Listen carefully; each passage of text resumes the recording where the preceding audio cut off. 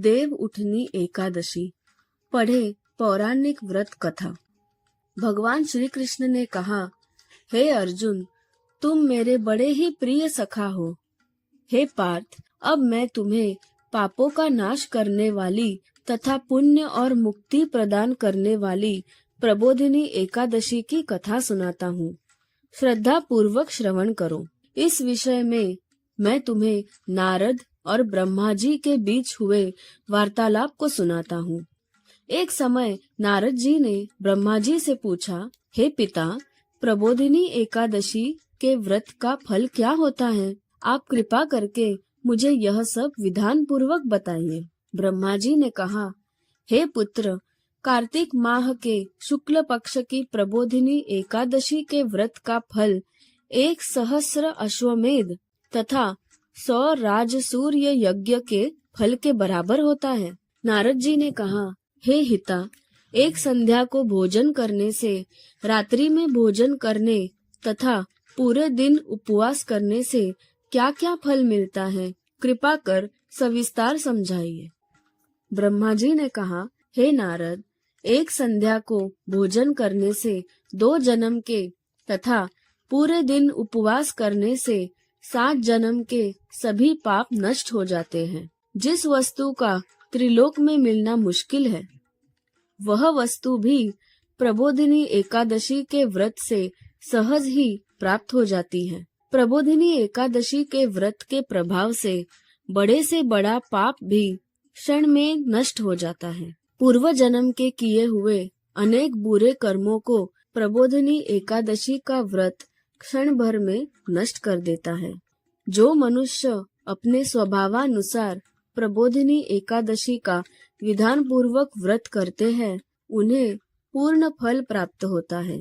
हे पुत्र, जो मनुष्य श्रद्धा पूर्वक इस दिन किंचित मात्र पुण्य करते हैं, उनका वह पुण्य पर्वत के समान अटल हो जाता है।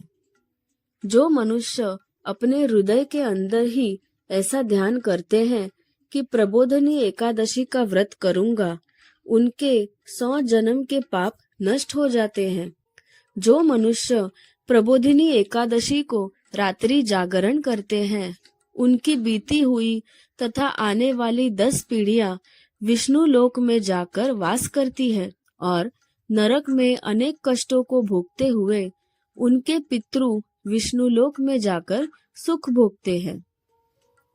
हे नारद, ब्रह्म हत्या आदि विकट पाप की प्रबोधिनी एकादशी के दिन रात्रि को जागरण करने से नष्ट हो जाते हैं। प्रबोधिनी एकादशी को रात्रि को जागरण करने का फल अश्वमेध आदि यज्ञों के फल से भी ज्यादा होता है।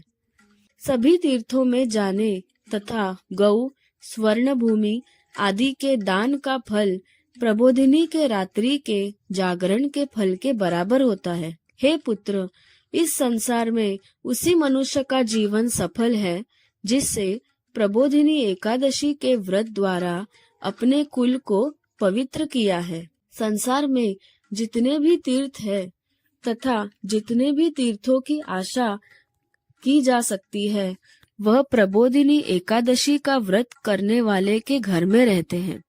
प्राणी को सभी कर्मों को त्यागते हुए भगवान श्री हरि की प्रसन्नता के लिए कार्तिक माह की प्रबोधिनी एकादशी का व्रत अवश्य ही करना चाहिए। जो मनुष्य इस एकादशी व्रत को करता है, वह धनवान, योगी, तपस्वी तथा इंद्रियों को जीतने वाला होता है, क्योंकि एकादशी भगवान विष्णु की अत्यंत प्रिय है। इसके व्रत के प्रभाव से मनुष्य जन्म मरण के चक्र से मुक्त हो जाता है। इस एकादशी व्रत के प्रभाव से कायिक, वाचिक और मानसिक तीनों प्रकार के पापों का शमन हो जाता है। इस एकादशी के दिन जो मनुष्य भगवान विष्णु की प्राप्ति के लिए दान, तप, होम, यज्ञ आदि करते हैं, उन्हें अनंत पुण्य की प्राप्ति होती है। प्रबोधिनी एकादशी के दिन भगवान श्री हरि का पूजन करने के बाद यौवन और वृद्धावस्था के सभी पाप नष्ट हो जाते हैं। इस एकादशी को रात्रि जागरण करने का फल सूर्य ग्रहण के समय स्नान करने के फल से सहस्त्र गुना ज्यादा होता है।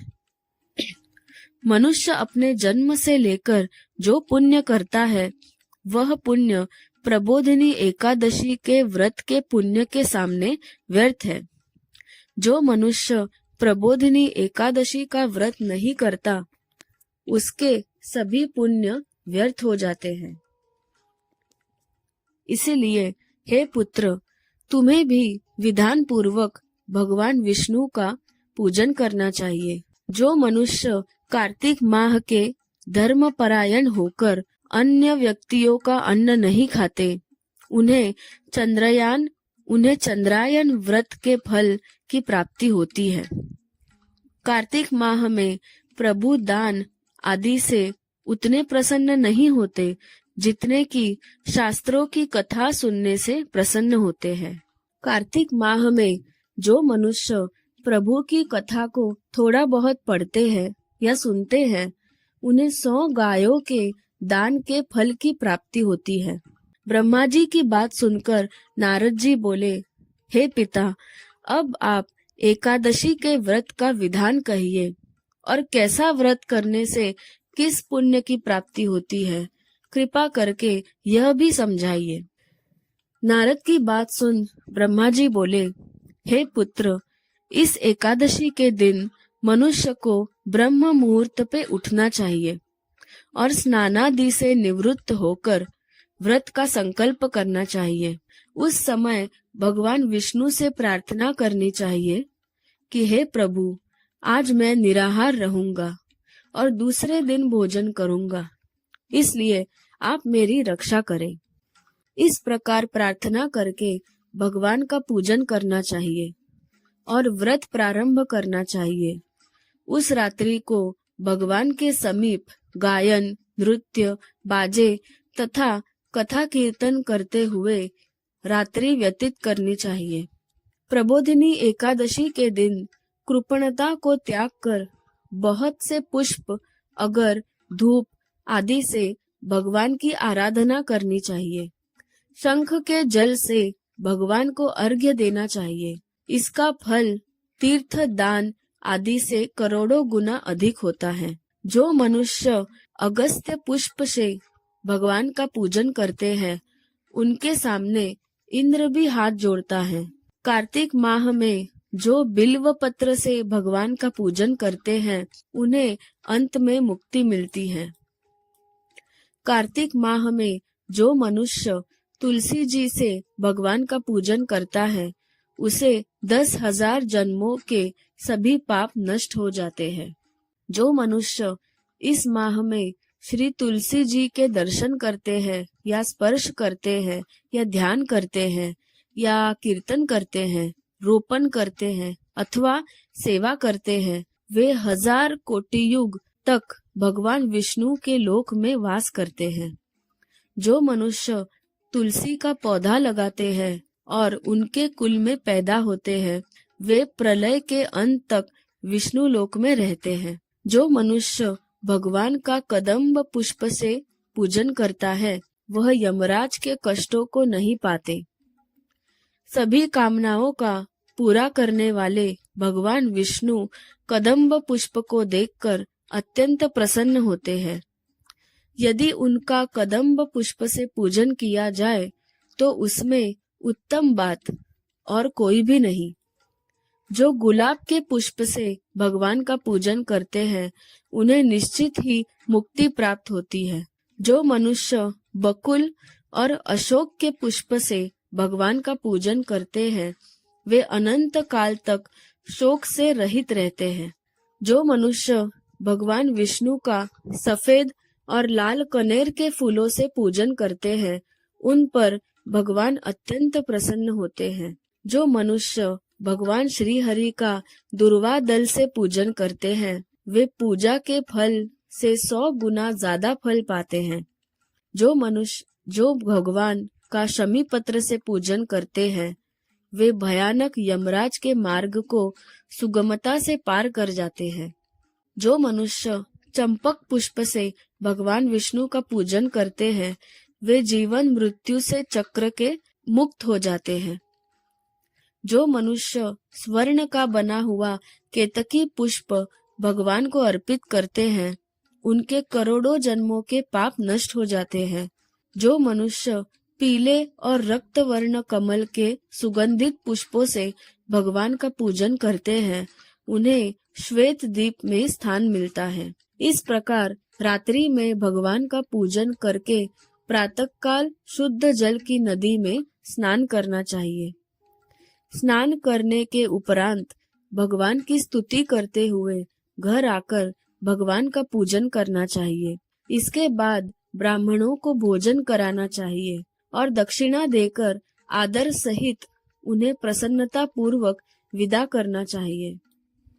इसके बाद गुरु की पूजा करनी चाहिए और ब्राह्मणों को दक्षिणा देकर नियम को छोड़ना चाहिए। जो मनुष्य रात्रि स्नान करते हैं उन्हें दही और शहद दान करना चाहिए। जो मनुष्य फल की आशा करते हैं उन्हें फल दान करना चाहिए। तेल की जगह घी और घी की जगह दूध, अन्नों में चावल दान करना चाहिए। जो मनुष्य इस व्रत में भूमि पर शयन करते हैं उन्हें सब वस्तुओं सहित शैया दान करनी चाहिए। जो मौन धारण करते हैं उन्हें स्वर्ण सहित तिल दान करना चाहिए। जो मनुष्य कार्तिक माह में खड़ाऊ धारण नहीं करते उन्हें खड़ाऊ दान करने चाहिए। जो इस माह में नमक त्यागते हैं उन्हें शक्कर दान करनी चाहिए। जो मनुष्य नित्य प्रति देव मंदिरों में दीपक जलाते हैं उन्हें स्वर्ण या तांबे के दीपक को घी तथा बत्ती सहित दान करना चाहिए। जो मनुष्य चातुर्मास व्रत में किसी वस्तु को त्याग देते हैं उन्हें उस दिन उस वस्तु को पुनर्ग्रहण करना चाहिए। जो मनुष्य प्रबोधिनी एकादशी के दिन विधान पूर्वक व्रत करते हैं उन्हें अनंत सुख की प्राप्ति होती है और अंत में स्वर्ग को जाते हैं। जो मनुष्य चातुर्मास व्रत को बिना किसी बाधा के पूर्ण कर देते हैं उन्हें दोबारा जन्म नहीं लेना पड़ता। जिस मनुष्यों का व्रत खंडित हो जाता है उन्हें दोबारा प्रारंभ कर लेना चाहिए। जो मनुष्य इस एकादशी के महात्म्य को सुनते और पढ़ते हैं अश्वमेध यज्ञ की फल की प्राप्ति होती है। कथा सार, वेदाध्ययन, तपस्या व त्याग की दृष्टि से चातुर्मास का नियम अति महत्वपूर्ण है। भगवान श्री हरि की भक्ति में लीन होने के लिए यह समय अति उत्तम होता है। गृहस्थ व्यक्ति भी चातुर्मास में भगवान विष्णु का भक्ति का पूरा लाभ उठा सकते हैं। सब बोलो विष्णु भगवान की जय।